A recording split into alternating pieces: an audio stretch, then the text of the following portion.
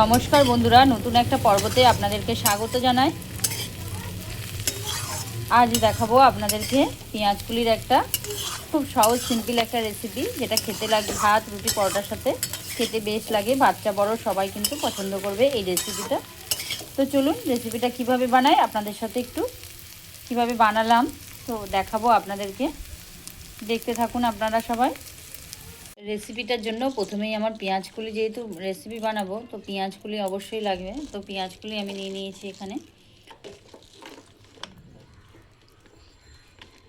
এবার পেঁয়াজকুলিটা আমি কিভাবে কাটছি সেটা আমি দেখিয়ে দেবো একটু। তো পেঁয়াজকুলির গোড়ার দিকটা একটু কেটে ফেলে দেবো, ফেটে দিয়ে এইরকমভাবে ছোটো ছোটো করে কেটে নেব।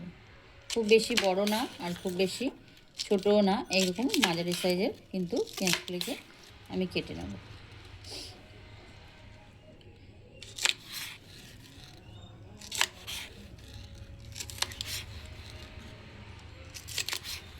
পেঁয়াজকুলিগুলো আমার সব কাটা হয়ে গেছে। এখানে 300 গ্রাম পেঁয়াজকুলি আমি নিয়েছি রেসিপিটার জন্য। এখানে আমি একটা আলু নিয়ে নিয়েছি আর ফুলকপি নিয়েছি একটু। এর সাথে একটু ফুলকপি আর আলুও দেব, তার জন্য কিন্তু পরিমাণে কম দিতে হবে। পেঁয়াজকুলির থেকে এগুলোর পরিমাণটা একটু কম দিতে হবে। আলু আর পেঁয়াজকুলির পরিমাণটা কিন্তু আমি কম দেব। এবার এই আলুগুলোকে কিভাবে কাটছি একটু দেখে নিন। এইভাবে কাটতে হবে, কিন্তু খুব বেশি বড়ও না আলুগুলো আর খুব বেশি ছোটও না। এইভাবে কিন্তু আমি কেটে নিচ্ছি। দেখুন, কিন্তু আমি এইভাবে কাটলাম আলুগুলোকে। এমনভাবে কাটতে হবে আলুগুলো যেন সেদ্ধ হয়ে যায়, এতে তো কোনো জল পড়বে না। তাই রেসিপিটা দেখতে থাকুন আপনারা কিভাবে আমি বানাই, কী পদ্ধতিতে। এটা কিন্তু ভাত, রুটি, পরোটা সব কিছুর সাথে খেতে ভালো লাগে।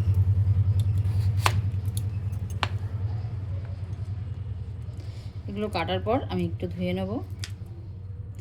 ফুলকপিটা আমি কিভাবে কাটছি সেটাও কিন্তু আমি দেখিয়ে দিচ্ছি।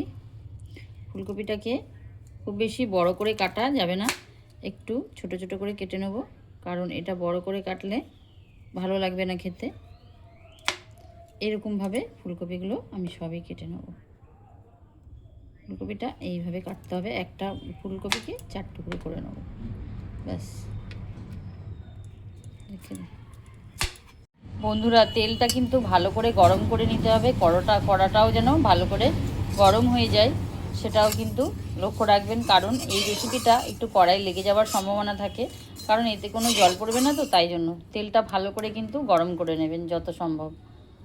তেলটা আমি কড়াটা ভালো করে গরম করে তেলটাকেও গরম করে নিচ্ছি ভালো করে। তেলটা গরম হয়ে গেছে, দেখুন ধোঁয়া বেরোতে শুরু করে দিয়েছে তেলে।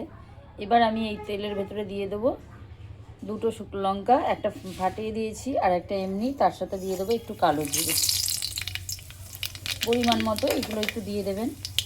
দিয়ে দেওয়ার পর আমি এখানে প্রথমেই আলুগুলো দেবো, কারণ আলু একটু রেডি হয়, তাই প্রথমে আলুগুলো দিয়ে দিতে হবে এখানে। এই সবজিটাই আলুর পরিমাণটা কম নিতে হবে।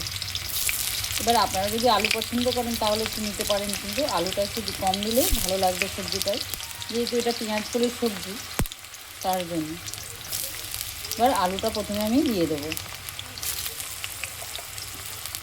আর প্রতিটা সবজি কিন্তু ভালো করে একটু কুক করে নিতে হবে, সেদ্ধ করে নিতে হবে এই তেলের মধ্যেই। তাই আলুটা দিয়ে এটাকে আমি 4 থেকে 5 মিনিট এটাকে কিন্তু একটু হতে দেবো আমি। আলুটা একটু দেখুন একটু ভাজা ভাজা হয়ে গেছে কিন্তু আলুটা। এই পর্যায়ে আমি দিয়ে দেবো এবারে ফুলকপিগুলো।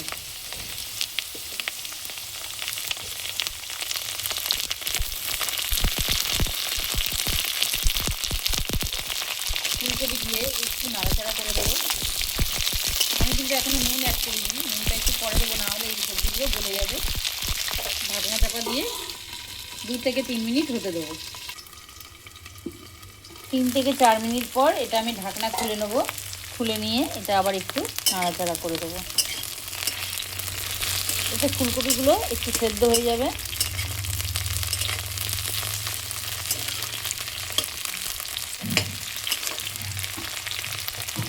এবার এই পর্যায়ে দিয়ে দেবো আমি এখানে পেঁয়াজকলিগুলো। যখন এই দুটো যখন একটু ভাজা হয়ে যাবে ফুলকপি আর আলু, তখন কিন্তু পেঁয়াজ কুলিগুলো দিয়ে দেবো।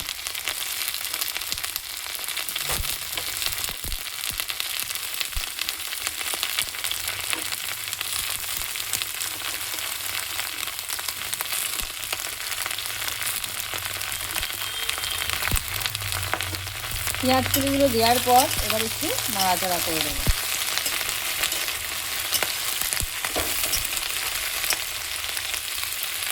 নাড়াচাড়া করে দিয়ে এটা আবার একটু ঢাকনা চাপা দিয়ে দেবো। এবার এটা কিছুক্ষণ পর ঢাকনা আমি খুলে দেবো। ঢাকনা খুলে দিয়ে এবার একটু নাড়াচাড়া করে দেবো। এই ঢাকনা দিয়ে দিয়ে রান্না করলে এটা কিন্তু একদম সেদ্ধ হয়ে যাবে, কারণ এটাতে কোনো রকম জল পড়বে না। তার জন্য কিন্তু এটা একটু ঢেকে ঢেকে রান্না করতে হবে, তাহলে রেসিপিটা ভালোও লাগবে খেতে। এবার এখানে আমি দিয়ে দেবো একটা পেঁয়াজ কুচি আর তার সাথে লঙ্কা কুচি।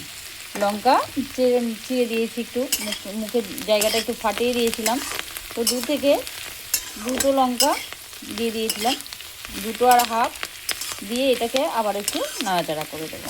এখনও কিন্তু আমি নুন হলুদ দিইনি, কারণ নুনটা দিয়ে দিলে একদম এটা মরে যাবে। তার জন্য একটু পরেই আমি নুনটা এবার অ্যাড করব। এবার আমি অ্যাড করে দেবো নুনটা। এবার আমি এতে নুনটা দিয়ে দিলাম পরিমাণ মতো, লবণটা দিয়ে দিই। লবণটা দেওয়ার পর এখানে আমি একটু হলুদ গুঁড়ো অল্প পরিমাণে দিয়ে দিয়েছি, পরিমাণ মতো একটু দিয়ে দিতে হবে, অল্প অল্প।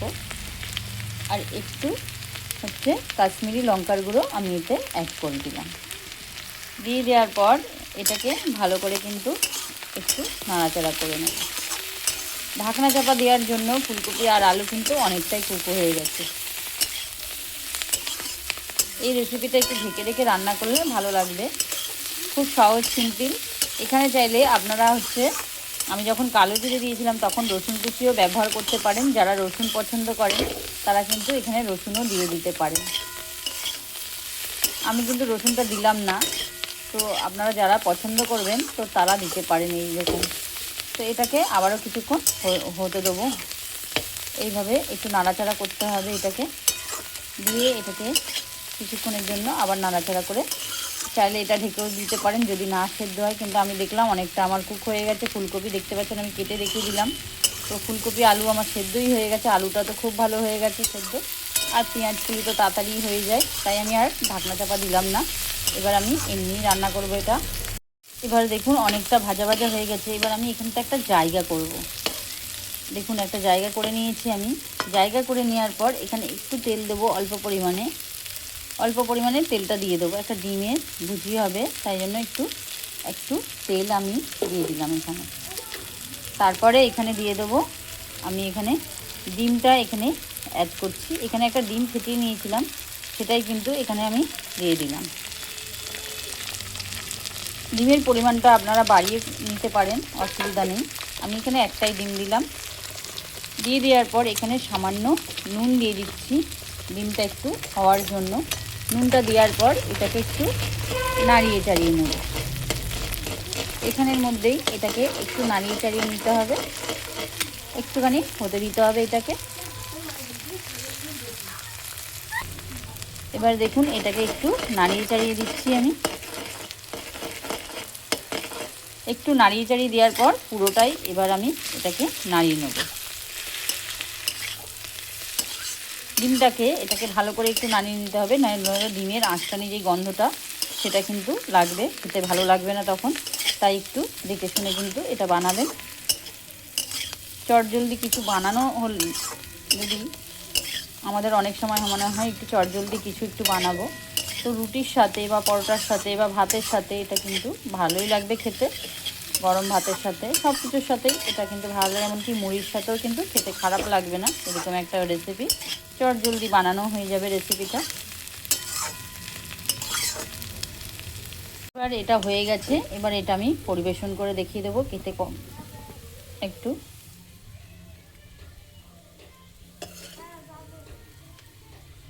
রেসিপিটা যদি আপনাদের ভালো লেগে থাকে অবশ্যই আমার চ্যানেলটাকে সাবস্ক্রাইব করে রাখবেন এই রকম রেসিপি পাওয়ার জন্য। আর বন্ধুরা একটা লাইক কমেন্ট অবশ্যই জানাবেন। আপনাদের সুন্দর একটা লাইক কিন্তু কমেন্ট আমাকে অনেকটা এগিয়ে নিয়ে যেতে সাহায্য করবে, তাই আপনাদের একটা লাইক কিন্তু আমার খুব দরকার। তাই আপনারা অবশ্যই আমার ভিডিওটা দেখে অবশ্যই রেসিপিটা দেখে একটা লাইক দেবেন বন্ধুরা। তো আমি এটা পরিবেশন করে দেবো। এতক্ষণ ধরে ভিডিওটা দেখার জন্য আপনাদেরকে অসংখ্য ধন্যবাদ। অবশ্যই আপনারা ভালো থাকবেন, সুস্থ থাকবেন। আবারও নতুন কোনো দিনে নতুন কোনো একটা পর্বতে নতুন রেসিপি নিয়ে আপনাদের সামনে চলে আসব। এত ধন্যবাদ সবাইকে।